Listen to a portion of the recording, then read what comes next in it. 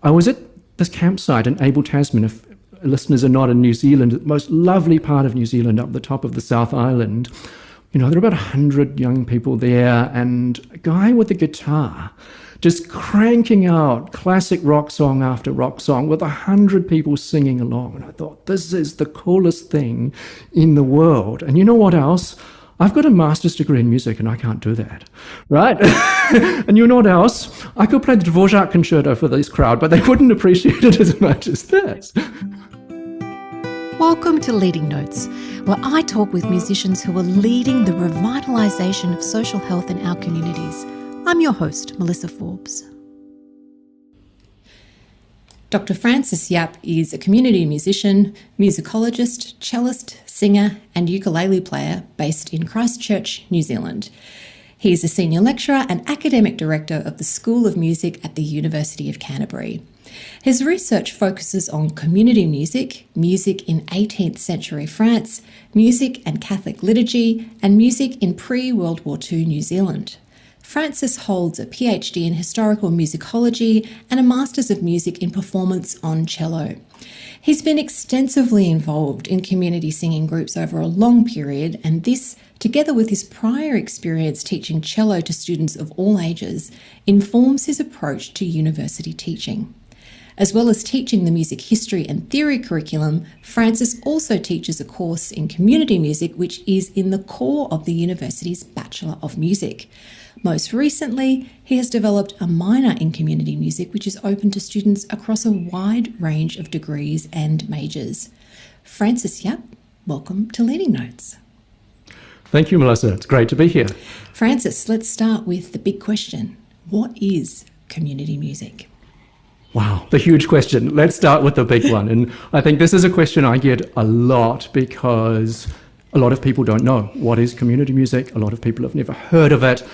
A lot of musicians have never heard of community music. So I find myself explaining both to other musicians, to our students in the course, but also to other areas of the university. What is community music and what is this, this course, this minor in community music? So I think I'll start with a simple definition, which is the one I give to people as a starting point, and then we can, together unravel and unpick that. But if I had to just describe community music in one sentence, I'd say it's participatory music making which has some extra musical aim.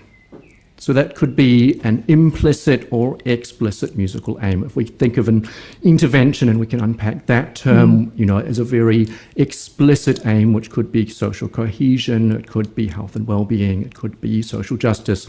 But very often we have an implicit aim. If you think of a bunch of people coming together, having a barbecue and a sing-along, they're not there purely for music making in an aesthetic sense. There's a social aim, a social connection, which probably, it's implicit. No one would talk about it and analyze it except us academics. But nonetheless, I think there is that, that aim, which is very different to, let's say, a performance of a Beethoven string quartet in a concert hall or something like that. So I think that's really my definition, at least, participatory music making with an extra musical aim. And within the course, because we start the community music course with this question, what is community music? I think it's useful also to give an examples of what it is, examples of community music. It's so much easier, I think, like anything, for people to see what it is by seeing it than by saying this is a definition and this is what it is and this is what it is not. So we talk about,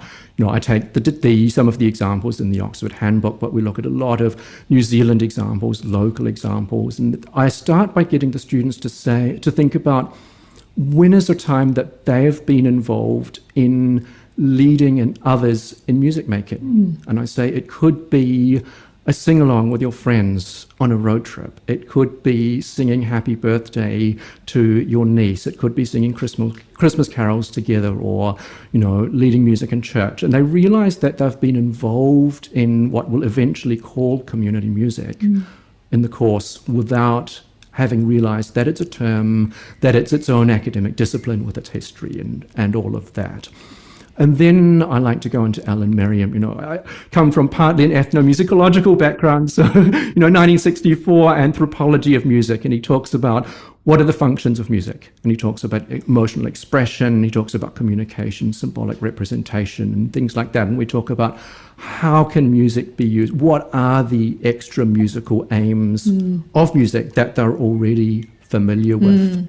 So that's my nutshell, but I think beyond that, I find some of the formal definitions in the field incredibly useful. So especially, Lee Higgins's 3 types of community music, the intervention, which, I know a lot of your guests on the podcast have talked about already. Often within the academic field, we think the intervention is community music.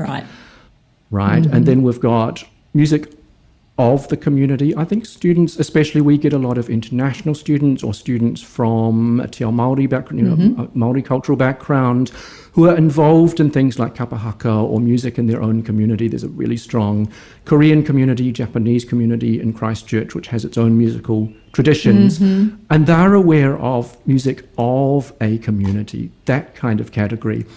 I think the communal music category is the really interesting one that has yet to be fully explored by us as community music scholars and leaders, and there's a lot more in there. So I focus a lot with the students on what they've already done in communal music and how they can use their, in a way, supercharged musical skills, but also what other skills can they learn and use to be music leaders in that sense.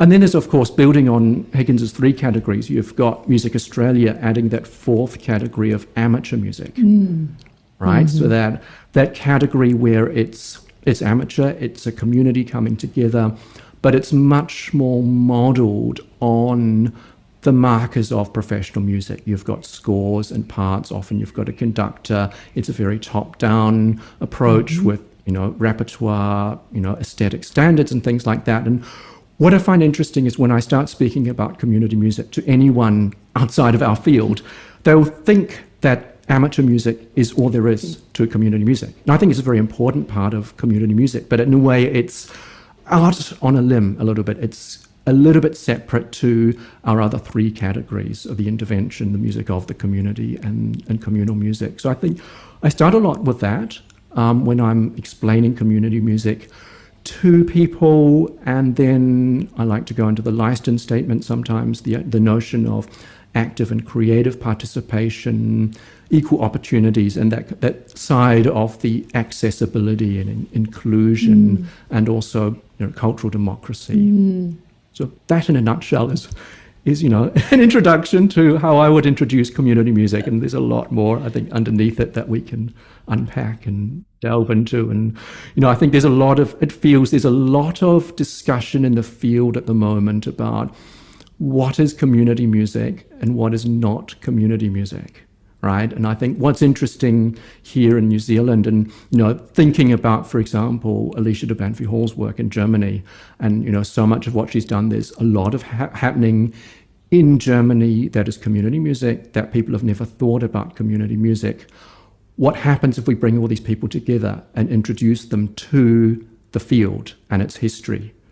And I think we're at that point in New Zealand as well. There's a lot of fantastic things happening, both here in Christchurch and nationwide, much of which is not yet linked in to the field of community music, which I think is 2 things. It's the practitioner-led field with its own history, going back to, the post-war British community arts movement, going back further than that to Peter Dykema, in the US in the early World War I period. In both cases, a response to people migrating in large numbers to urban environments and thinking, how can we build community when these people have been uprooted from their land, from their ancestral communities that they've lived in for, perhaps 500 or more years? How can we build community? And music becomes a huge part of that. So I think there's the wider field of, Anglo-American in a way, and my colleague Tio Tirakana in Auckland is doing a lot on decolonising community music and thinking about it from an Aotearoa New Zealand lens, but just thinking of that Anglo-American field, because I think it's a useful starting point when you link people into that history. I'm a historian at heart, really. I can tell. How does that change or influence the way that they might think about the possibilities, about what they can do and relate to what has been done? Then you've got, related to that, but much, much newer, the academic field of community music, essentially spearheaded by Lee Higgins, Lee Willingham, really not more than 20 years old as a field with its own journal and its own scholarly resources. And I think both of those things are, a compass on what community music has been as much as, what it can be and will become in the future. But I think, we'll come back to this point, I imagine, at some point in the discussion. But I think the other thing is community music is an attempt to recover what we once always had. Absolutely, yeah. For sure. That music, people always made music in community. I start in my course with, the Vietnamese upland gong ensembles, and we talk about sakuri ensembles in the Andes of Peru, and think, and the students watch a clip of that and think, how is this different to the music making you have experienced? How is it similar? They realize that music in traditional societies is integrated into community a lot more than it is in our modern industrial world. For sure. And look, I think, you mentioned kind of the Anglo American kind of history of community music. I think there's partly a reason for that, and I speak as somebody who identifies with coming from that kind of background, is that, like you say, we have, white Anglo-American Australian people have lost any kind of connection unless it's through, say, church to communal music making, right? Exactly. And so there's this kind of gaping hole in our cultural experience that I think, the community music field is ready, willing and able to kind of fill, and that people are really desperately yearning for something that they didn't know that they'd lost. Absolutely. I love that. Yearning for something they didn't know they'd lost. I really love that. And I think, it's exactly the same here. And, the students raised that. Church, I think, is probably, for those students who have experienced regular of church, that's one of the main places they'll experience community music making in a Maori sense on the marae and in Maori culture. One of my colleagues at the university who'd, spend a lot of time in sort of a Maori world said that you go to a Maori party and everyone's singing. Right. And someone gets out a guitar and they're singing. And he said, you go to a Pākehā party, European descendant party, and everyone's standing around and talking, and it's so boring. Yeah, and there might be music blaring on a stereo or something. Yes, recorded music. Exactly. That's a whole another question. Yeah, right? for sure. I wanted to pick up on something that you said right at the start there, talking about what is community music, and that was, when you were explaining this to some musicians, they don't even know what community music refers to. I think there's a lot of musicians out there who are actually engaged in community music, but they don't call it that. Absolutely. So we have this kind of disconnect between, the academic kind of thinking around community music and a lot of the work that's going on out in the real world. Do you agree with that? Is that perhaps where they're not familiar with the term, because they're actually doing it, but they don't call it that? Exactly. I think what's happening is they're doing it, but they're not aware of a mechanism to work out or to know what other people are doing and what people previously have done and how that might all tie together and inform what they do. So they feel like they're doing this thing, and often students will sort of come to me with this idea that they're doing this thing and they didn't realize it was the real thing. They think, well, my real thing is learning the Tchaikovsky concerto, but I help lead this orchestra because it's a thing I do, or I play in church, but it's not really as real. And I used to feel like that. I feel lucky to have had a very intense conservatory style training as a cellist, but in those years I felt like that I'm learning Dvorak concerto, I'm learning Haydn concerto. This is real the music. real stuff. Yeah. And, I would be doing some other things, and they're fun because you do them with your friends or in your church community, but it's not real music. And, it's terrible to think now, but I think, how can I make these other things more like, quote unquote, real music? Yeah. Well, actually, tell us about how you did come to that. Like, how did you come to the field of community music, given your background playing real music? And yes, we're using air quotes because you don't have a video, but we are using air quotes here. What was the journey towards community music for you? Such a long journey. I'm so glad I found it. But it was a long route. So I think my first experience of music was in community, right?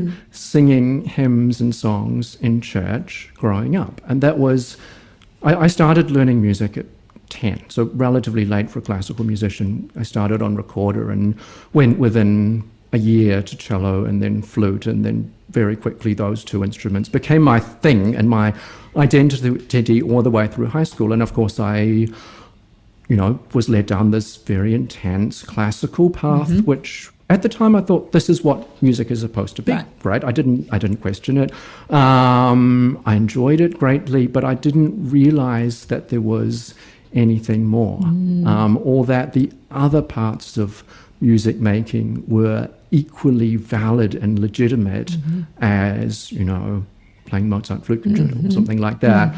And I think it was all the way until after my undergrad studies that things started to come into place that I started to realize this. The first place I actually discovered it was studying ethnomusicology at honours level, and realizing that in all these other cultures around the world, music was so integrated into their own culture and their own way of life. It wasn't something separated out. Christopher Small talks about this in Musicking, that you literally go into a concert hall where there are no windows and it's completely black into the world, and it's, what Lydia Goethe calls the imaginary museum of musical works, right?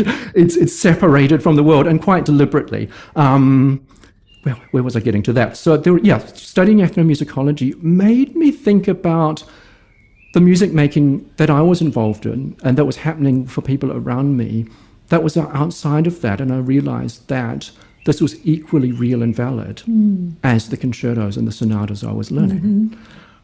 And that time I was doing a lot of cello teaching in schools, and one of the things I came to realize was I was teaching students, primary school age students, so they're learning first position, how to play a simple tune.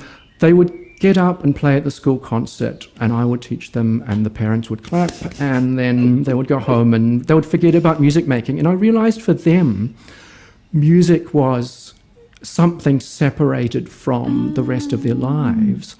And I realized if I or someone didn't do something about this, this was probably one of the factors leading to the very strong dropout rate in active participation in music once those students leave school, and once those frameworks to have them in a school orchestra or chamber group or whatever are removed. You get the very few very committed ones who will seek out the youth orchestra or the youth choir or something like that. But for most students who play a classical instrument through school, they don't come to touch it much when they leave, whereas those who play guitar, playing songs around the campfire and the barbecue and so on. And that was the next thing. Around about that time, this is 2007-ish, so I was, in that period between finishing my master's, doing a lot of teaching in schools, starting to embark on a PhD in historical musicology. And I was at this campsite in Abel Tasman. If listeners are not in New Zealand, the most lovely part of New Zealand, up the top of the South Island. There are about 100 young people there, and a guy with a guitar just cranking out classic rock song after rock song with 100 people singing along. And I thought, this is the coolest thing in the world. And you know what else? I've got a master's degree in music and I can't do that. right? Yeah. And you know what else? Yeah. I could play the Dvorak concerto for this crowd, but they wouldn't appreciate it as They much. wouldn't be going off, would they, Francis? No, they wouldn't be singing along. So all these things started to come together, and I thought, can I use my musical skills for this kind of thing? What would it look like? And it was, the year after, I was given a ukulele for Christmas, and you'll be able to see on behind me. It's the one that's still up there, little soprano, and I just fell in love with this instrument. I just completely fell in love with it. It was the opposite of the cello. It was high, it was light and easy to carry around, and you could accompany singing with it, and you could take it everywhere and get people singing songs. And I don't know, Melissa, if you've been involved at all in the ukulele community, but it is an absolute mirror of community music. The sort of the community music field, in the sense that if you go to a ukulele club, accessibility and inclusion are very much at the forefront. You've got people there often coming to music for the first time, people who have, a lot of older adults who have never thought of themselves as musicians, thought they would never play an instrument. You can teach them to play 3 chords in one afternoon and the accompanying songs. And they'll go off and sing songs with their grandkids and all kinds of things like that.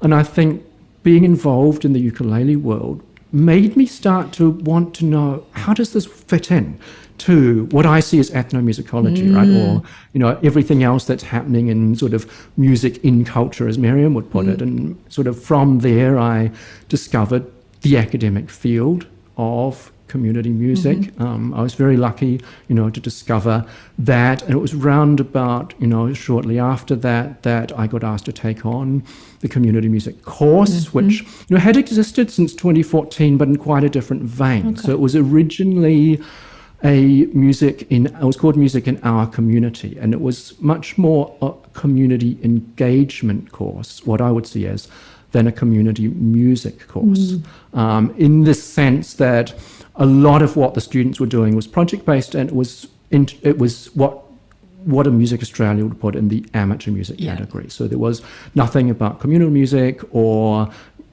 an intervention or anything like that. And so I brought into it these elements of the field and its history, and we gradually brought in some of the wonderful people in Christchurch who are leading other community music activities. Kimberly Wade from Southern Music Therapy, who runs Canterbury in his choir. We had Nikki Berry from the Muse. We had Julie Wiley. We've had Graham Sattler. We've had all these people come in and teach in the course, so the students see and get to observe, a wide range of things that are happening. So those were, I guess, the main steps along the path. Eventually comes back to musicology. It comes always, Melissa, back to history, which is that, I realized that, and, people who know my work in 18th century music, that's when audiences grew silent. If you look at James Johnson's book, Listening in Paris, and in the second half of the century, that's when audiences started to grow silent and listen to the music rather than be much more socially engaged. If you read first-hand accounts of the Paris Opera in the time of Lully, and people are going there to chat and flirt and fight, and people are, hiring people to throw oranges at their rivals on the stage. It's a very rowdy place, and it's not like our sacrosanct concert hall. And or you look at Germany in the 19th century, and that's very much where, ironically, since we've been talking about church music, the attitudes of the German Lutheran Church start to get transposed into the concert hall, because Germany starts to secularize, and there needs to be a new home for this reverent sort of worship-like experience, and it becomes classical romantic music. The thing that you said about, the separation of music, or kind of, putting it behind the concert doors, or, separating it from real life, is just so important. And I think a really key driver of what a lot of us do within this space, and that is to reintroduce people to the fact that music, and I don't mean like just listening to music, I mean active participation in it, can be a part of everyday life.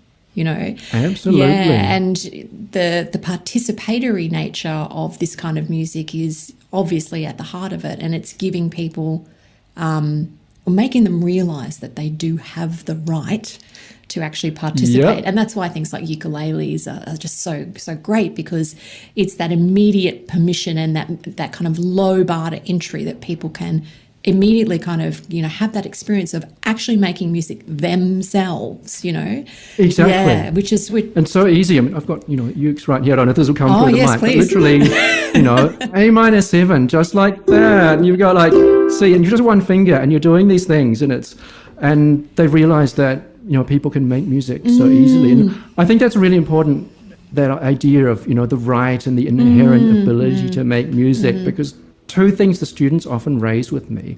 And, one student said to me, I think, was it this year or last year's course, if I took the ideas you're teaching in this course and I'd gone into my University of Canterbury performance audition like that with cultural democracy, I would not have got in. So interesting, right? Really great observation. Exactly. I love the way the students challenge me. And so we started talking about, so the right to make music is quite a different thing to the right to be in a tertiary level performance program. And you could unpack that, and is that even is that a good thing? Should a performance program be completely opened up? And it's actually the only one of our majors that's not completely open entry, so anyone can come into, for example, composition, which is interesting. So the students do challenge that, and they think, what does it mean to have the right to make music? I know the other thing I was going to say is, students sometimes say, okay, so does this invalidate all of the, intense things I'm doing? If you're saying someone strumming one chord on a ukulele is the same as playing the Rachmaninoff concerto, why am I doing this? And I'll tell them you can have both, and they're both good things, but very different things. It's like the difference between rhetoric and public speaking and being able to have a conversation with your friends.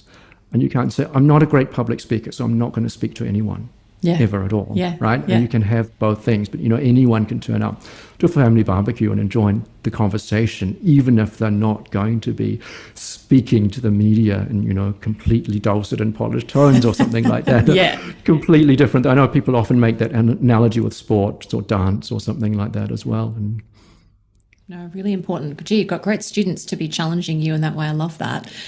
I love it. Yeah, it's fantastic. So tell me about this community music pathway at the University of Canterbury. You said that there was something kind of there when you came that was not quite, community music as we're talking about. So how did you make that transition, and why did you think it was important to kind of move more towards the style of program that you've got there now? Right. So I think there's a long history to that, which is that our school originally had been very much a classical focused school. It was where I studied, and when I studied here in the early 2000s, it was classical music and pretty much nothing else. You could study violin, cello, or piano. If you were outlandish, you would study the clarinet. And it was very classical. What a rebel. Focus. Yeah. Or saxophone. No, I don't think I ever heard a saxophone. That's great. We've got a great jazz school in town as well. And perhaps unfortunately, jazz and classical had historically been separated into these two separate institutions. It's a long history to that. But what happened is that the school curriculum had changed a lot over the years, and there were more and more students coming out of school having done popular music or even music technology, or having come to a very high level of music making outside of the school curriculum, wanting to study that at university, but not seeing what we were offering at the time as a good fit. I mean, it was a time when you got into first year harmony class, and you had a first test, and you said, things like write out an E major scale, and there were students standing up and just looking at the test. I don't think this is a good fit for me. I'm going to study in another department, which is fair enough. They'd never heard of E major, right? But they're clearly interested enough in music to want to study and do a Bachelor of Music. So, I mean, this was, before my time in this particular role, but Robert Constable, great Australian whom you might know, led, and also Glenda Keem led that change into a curriculum that was much more stylistically diverse and inclusive. And it was the start of having a fundamentals course that went from the very beginning, and literally teaching students how to sing, how to, this is a note, this is a B and a B flat and things like that. And, by the end of the first semester, they're still, right now, this morning I was teaching secondary diminished seventh. So they move them through very fast, but they go through, and I think that was obviously 11 years ago, and the student profile has just moved more and more in that direction. We brought in 3 years ago now a new major in music and creative music technology, which is just been renamed music production. And that's bringing in far more students who don't have that notational background, but they have a great interest in music, and so we think, how can we give them skills that they can use in their future careers as musicians? So that's the long history to the change. In terms of bringing in the community, the explicit community music field, I think it's because it was something I was so aware of that I realized just making students aware of a wider field of what they're doing would help them both to understand where it fits into their lives, but also where they fit into a bigger thing. We've got these kind of two pillars of our graduate profile. One is engage with the community, and the other one is globally aware. Yeah. And this means that students are very much locally engaged, and they part of the course they observe community music activities, and they propose a community music activity that they can then do in a subsequent course if they want to, as a follow-on in the capstone course. But they also get a lot of that sort of history and sociology of the field of community music. We read a lot from both from the journal and also from other things. We get them listening to your podcast. Thank you. Great resources that are just starting to appear in the last few years. I feel this is a really exciting time for students, especially undergrad students, to be aware of what's happening right as we speak. I teach a music history course, and a source from 1924 is new. And then I teach this and I say, let's say Janice Waldron's article on online communities from 2018, and this is so old because so much has happened since then. Yeah, and, you're right. Yeah. Or the journal issue on online community music during the pandemic, and they're seeing things that are happening right here and right now, and I think that's exciting for students. Yeah, you're right. It's certainly, there's a lot of activity happening, and I studied music in the early 2000s, and I was at the Conservatorium in Brisbane, the Queensland Conservatorium. Not a word or not a hint of this world at that time, and it was really only maybe a few years after that it started to become quite visible at that particular institution. But, we're talking, say, 20 years ago, it was not even on our radars at all as students. Exactly. Because it was still so very much kind of performance focused. But just to think of what's happened in the last 20 years, it's just extraordinary, the amount of activity and the amount of momentum and energy that's behind all of this. Exactly. And I think, imagine what will happen in the next 20 years, right? But I think a lot of that growth, I know, and you mentioned before, then there's always this talk of that tension between, the institution, the university, and grassroots community music. But I think one of the things that's helped it gain that visibility is the academic field and the growing corpus of literature exploring what's happening and why it's so important. Tell me about the way that your kind of exposure to community music, I think you mentioned group singing, for example. Yeah. How does that influence the way that you teach in that university setting? What are the kind of specific things about, what you've been exposed to in the community music world that you can kind of translate into your own teaching practice and your own style as a teacher? Sure. Yeah. Wow. Big question. Yeah. Big question. I think one of the things is using singing as a tool outside of the educational context of music education. So I tend to start, each course, sort of a semester course, with what we call in New Zealand as whakawhanungatanga. So it's a long Māori word meaning essentially weaving webs of connection together, right? So whaka, to make, whānau, you might know the word for family. Tanga is just a thing. So it's sort of becoming a family, as it were. So we start with, a thing where I just do simple things like put students into groups of 3 and get them to get to know each other, and they'll introduce each other to the class, and we'll have a sort of a theme, but also as part of that singing waiata or Māori songs together. And it's not we're singing a song because this is sight singing and you're having to do your solfege or something like that. It's not even 4-part harmony and we're going to sing this augmented six and resolve it, right? But we do that, and we'll talk about that. But it's just singing as part of making community. So I like to introduce students to that before we even talk about how singing is part of, a formal training as musicians. And it's something I've been doing ever since we started doing this community music stream.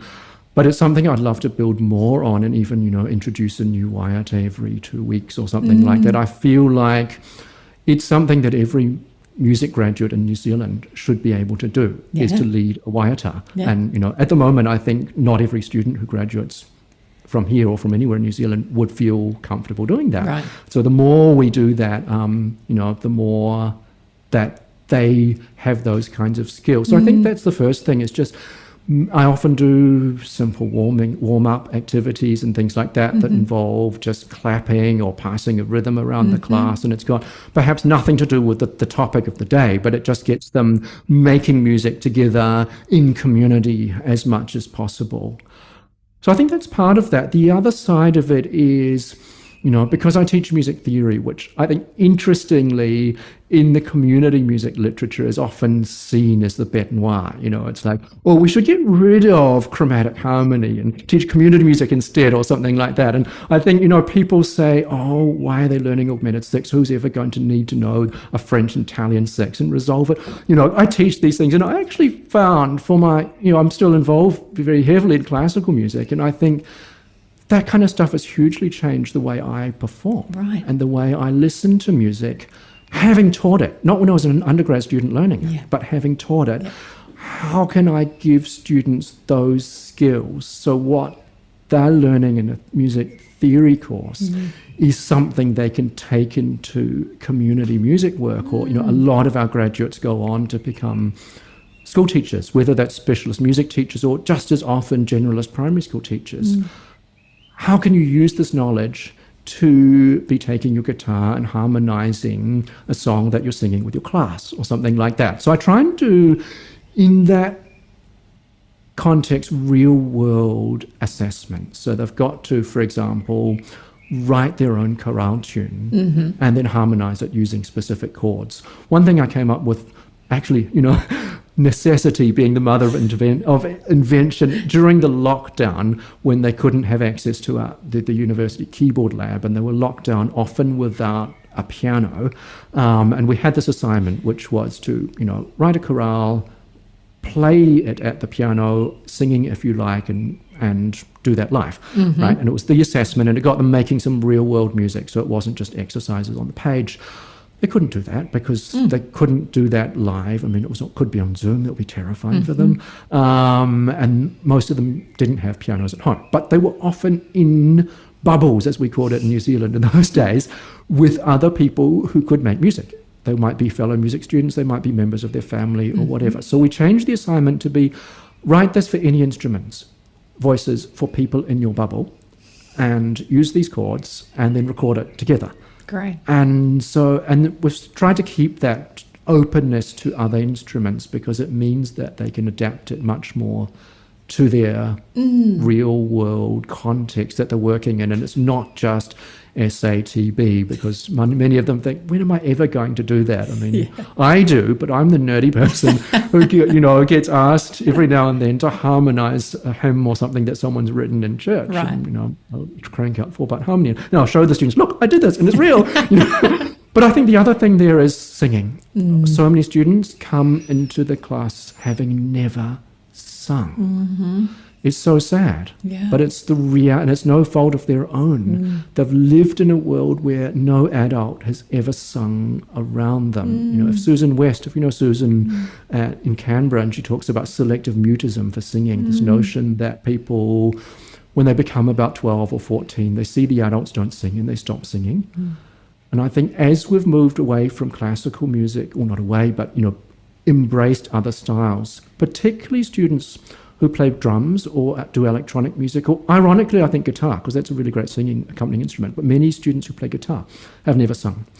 So I try and create as much as possible an environment where it's a safe space to try singing and start singing. And, if they get to the end of my course and they can't remember what a Neapolitan sixth chord is, but they feel confident to sing, I've still done something good. Right. I think, there's that element, and trying to mix these things together so they're not seen as really separate things in students' minds.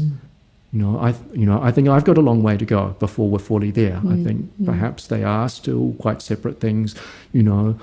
a music theory course, almost by necessity, has to be so notationally focused. And I think the necessity it's partly from the way the textbooks are written, but actually partly because we, and I say we as music educators, haven't developed the students' oral skills to the point where they can hear and analyze and play with the kinds of things that we're talking about, whether it's deceptive cadence, whether it's chromatic chord or something like that. They're still using notation as a crutch. And if the notation is a crutch they don't know how to use, then it becomes a scary experience. So I guess I'm trying to use a community music approach to unravel that, but it's very much work in progress. I really love Lucy Green's work. If you've seen, how popular musicians learn, and I wonder how can that be applied to the kind of context and curriculum we're living with at the moment, or we've inherited. Wonderful. That actually leads on really well to the next question I wanted to ask you, and that's this idea of, the approach that you're taking, this kind of community music informed approach within the university setting and within, the academy. And you alluded to earlier, there has been a bit of a tension, I guess, within the field of community music around whether that's a good thing or not. How do you feel that's going for you personally? Because you're doing that. You're really bringing this ethos into a university program. What's the fit like? I mean, you kind of mentioned just before it is still a bit of a work in progress. But to me, it sounds like a wonderful environment for these students where you're really meeting them where they're at. And giving them some really easy early wins so that you can also introduce them to things that they would never have encountered before. And so you're you're using this approach as a way to kind of open the door for them. But just interested in, the so-called tension of using community music or having that ethos within the institution. Yeah, big question. And I think it's something I feel acutely. It's something I feel when I'm teaching community music. It's something I feel differently when I'm teaching a music theory course. And I think there are also two parts to it. It's community music as doing. How we teaching students how to do community music, is that something even you can teach, right? And there's the question of understanding community music. And maybe one would say the old-fashioned view of the university is that, which I think has some currency still, is that the university is about understanding the world and not changing it, right?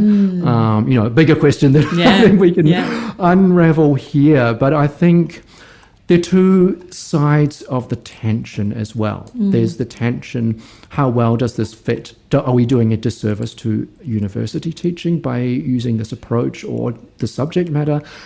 And conversely, are we doing a disservice to community music by bringing it in and introducing it in this environment? And, I think the students, the first time I was surprised the extent to which the students picked up on this. And, I was very happy that they did and to share some of these things. We talk a lot about formal and non-formal and informal learning. And what always surprises me is I get them to discuss this and say, what's something that you feel you'd learn better by informal or non-formal learning? And to me, that's tons of things. If you know Marvin Brown's work in language learning, it's called automatic language growth. The notion that we all learned our first language by hearing it, not by understanding the grammar. And we learned the grammar, 5 or 10 years after hearing 10 years of content. How would that apply to music? This is something I'm trying to unravel. But anyway, that's a side thing. Where was I with this? I think the first tension is that there are limitations to what I can do if I've got a timetable that says we meet 3 hours a week, right? In this particular room, I can't take the students out into the sunshine and sit in a circle and sing because the lecture has to be recorded for the students who can't come. And, one of the things that's come in since the pandemic is the, required recording of lectures, which, they still tend to come to a community music course because we build it into the assessments. And there's that participatory element, and I tell them at the start, this course is about building community, so please come. But they won't all come, but we get, 70, 80% of them there on a given day. Yeah. But I can only teach at these times. We can't have a social hour before or after class or something like that. So kind of restriction, I think it hopefully doesn't, I don't think it really colours the way they perceive what community music is, because they understand that it's within this context. And I think what we do is try and mitigate this by having them observe community music outside the university as part of their assessments, and they see how it happens, without me there. I mean, the other issue, I think, is me being their lecturer and their marker, and there's that kind of authority relationship which would never exist in a community music facilitation session, right?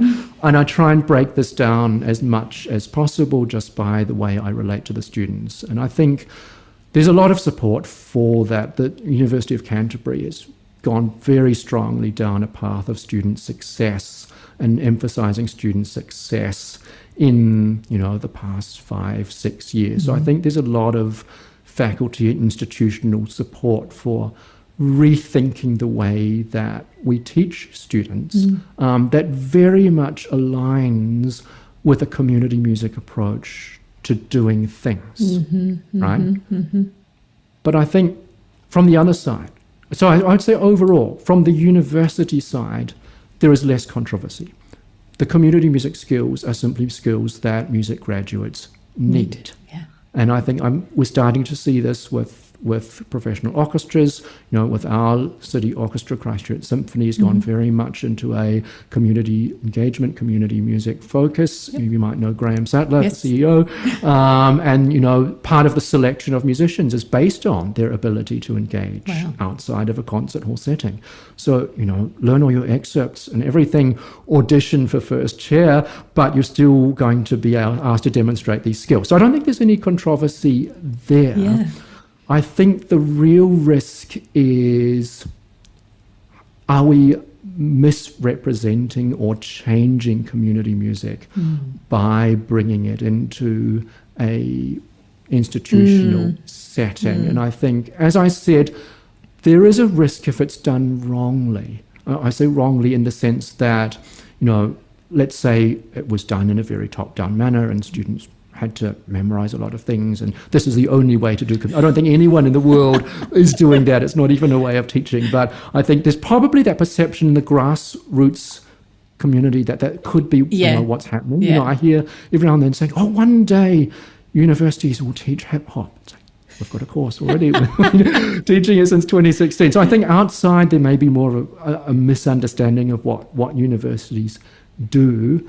But there's also this, you can mitigate things through an assessment structure, through bringing in a real world context to the students and things like that. And I think as long as students, and I think we may go at pains to discuss these issues with them. It's a 200 level course, so it's this relatively new in their sort of critical thinking journey, but I like to present them these problems and say, this is quite different to, there's different perspectives on this. You don't have to agree with everything. I don't even agree with anything. People in the field don't agree with anything. Cultural democracy often is a stumbling block for students.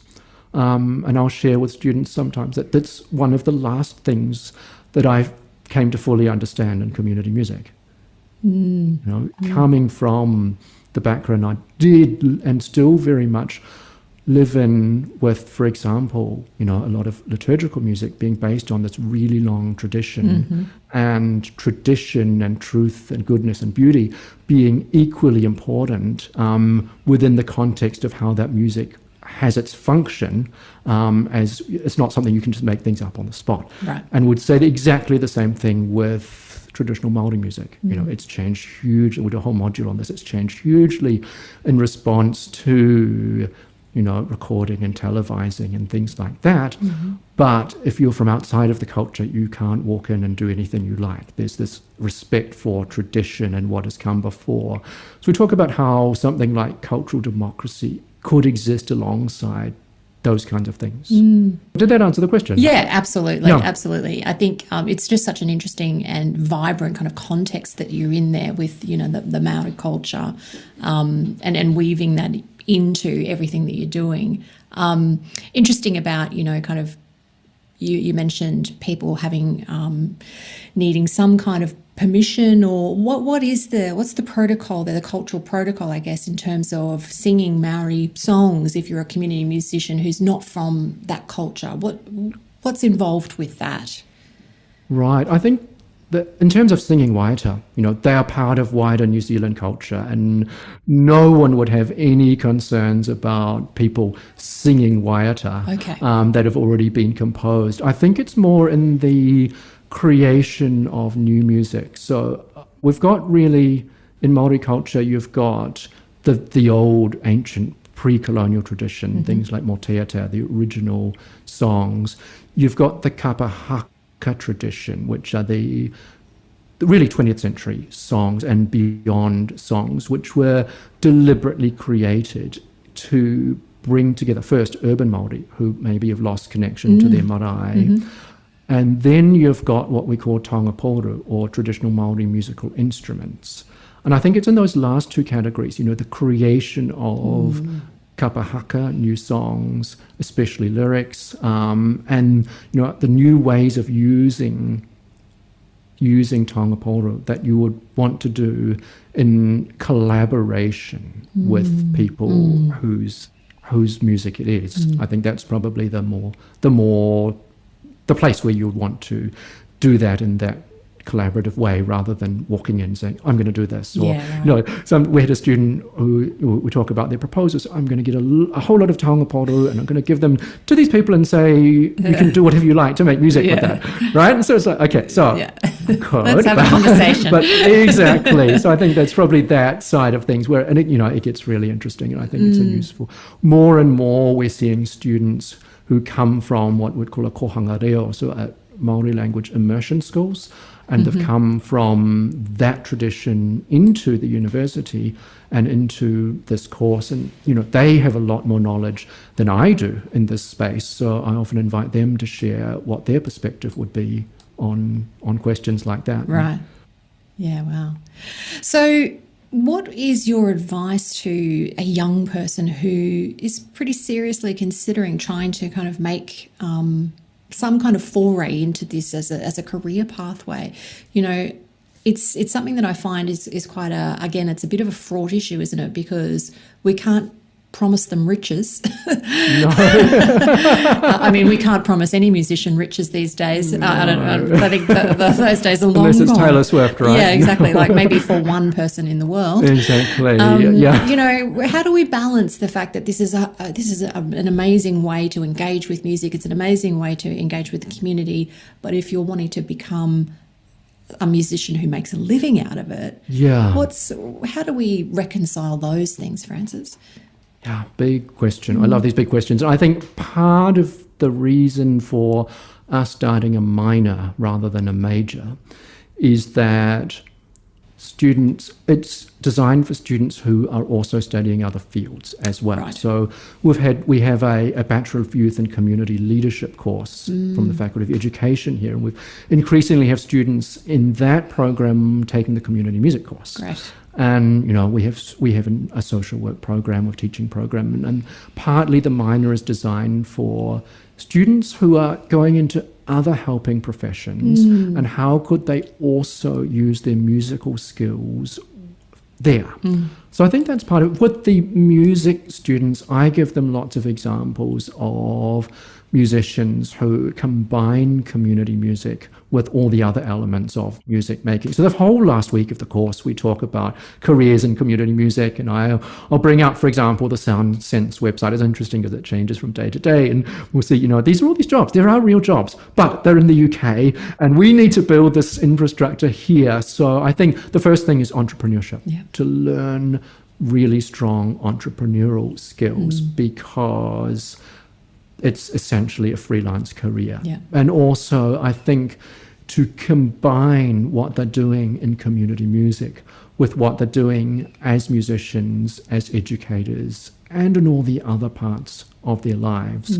But whatever they go on, and I tell them, this has been brand new to you 3 months ago when we started this course. Some of you will want to go on and do it right away. And, we've got one of our graduates is now working as a community musician at Southern Music Therapy. We've got a student who had a project working on, so his proposal was working on a marae, using ukulele and singing with people with dementia and helping them. And he's turned that into what he does, part of what he does post-graduation.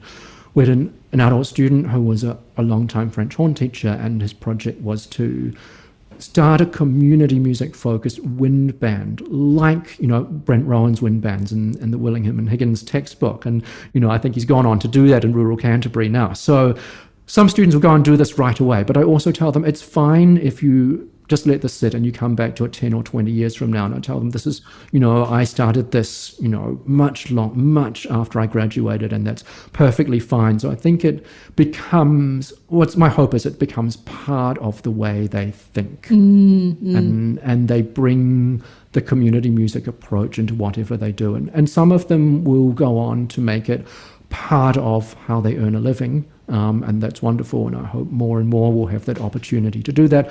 For others, it'll be an approach that they take into other areas of their lives.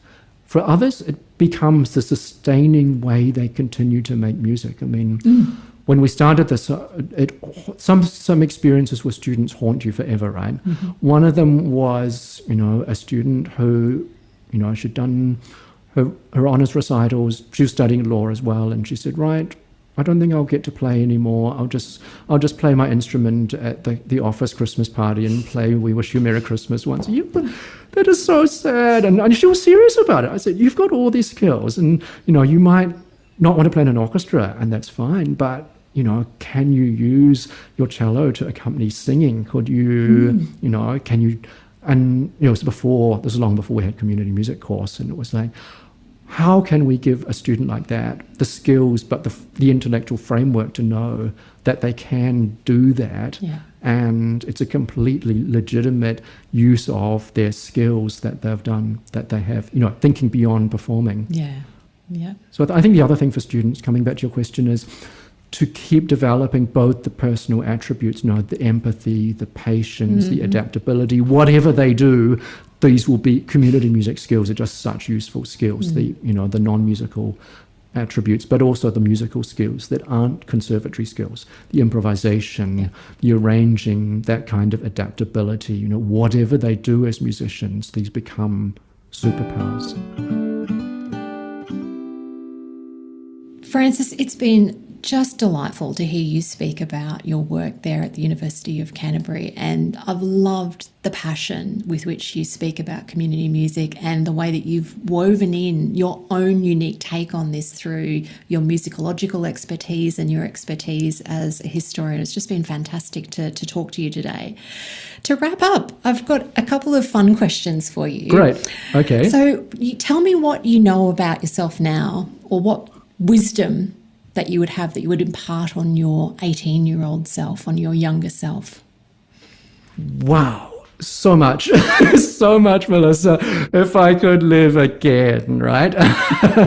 No, I mean, I'm so grateful for the experiences I have had and all the wrong turns I've taken in life up until now, and I wouldn't be here and I wouldn't be the person I am now if I hadn't taken all those side meandering turn. So I think in a way that is that, to be grateful for the meandering paths that we take through life, and to not be afraid of making connections across those really disparate areas of your life, because I think I wouldn't be, we've talked about some of the musical and academic ones, but all these different elements, your family, your other interests of your life, and how they combine together to make you the person you are. I mean, if you asked me when I was 18, I would never imagine I would be doing what I'm doing now, or having this conversation, but I'm much happier doing what I am now than in the path that I thought I was embarking on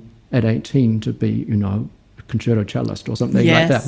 And, I still play the cello and I still give recitals, but in a very different context. And so don't be afraid to change direction, and to see where the path leads, and to be grateful for all the little things you have in your life. You're taking it broader than music, because having lived through the Christchurch earthquakes and then the pandemic and all that, and you see things that were once in your life and you thought would be there forever.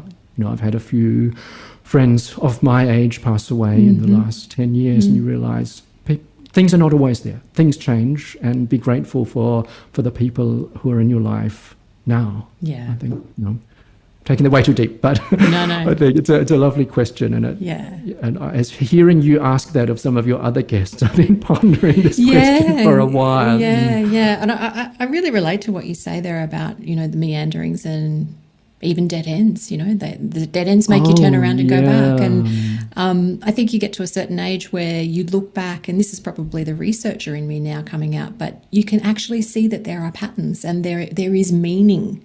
Even if at the time you think, well, that was wrong, I shouldn't have done that, Like you said, it all actually contributes to who you are today. And I think when we're younger, we do have this very, I guess it's a bit of a simplistic sense of there's something that I should be doing and I'm just going to pursue that thing. And, you throw everything behind that thing. Then, we're existing in a complex world and it doesn't exactly work out the way that we think it's going to. And so then you start taking turns and you go down this road or you go down that route or whatever. But it's just so satisfying, I think, to be in middle age and to actually see that, it all makes sense. It makes sense. Yep, exactly. And all the things that you explored, and they all somehow come together. Yeah. I love, if you know Emily Wapnick's work on, she calls it multi-potentiality. Oh, I love just that. that notion of, not being afraid to completely change direction and do different things and see how they combine and things like that. Yeah. And, I embarked on this very straight and narrow path, and it was probably good for me at the time, because if I hadn't, I was, the other thing I studied was French literature, and I remember talking to one of my lecturers at the time about wanting to explore this, and he said, get good at one thing first. And, he was right, I think. So, but it's nice to, to explore a lot of things as well. And So, Francis, what song makes you feel truly alive?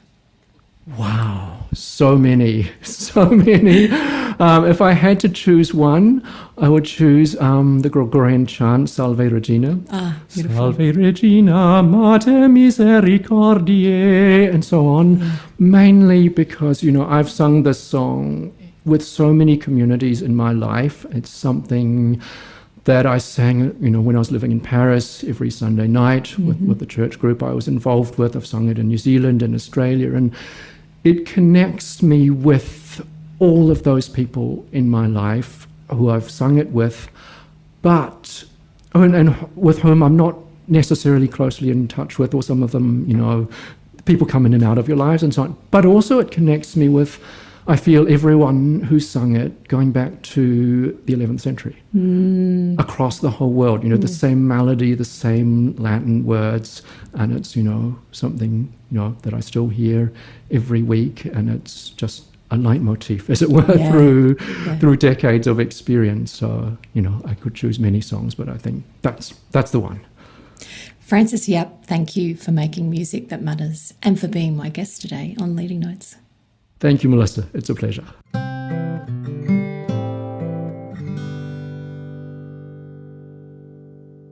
If you enjoyed today's episode, please subscribe wherever you get your podcasts and make sure to leave a review.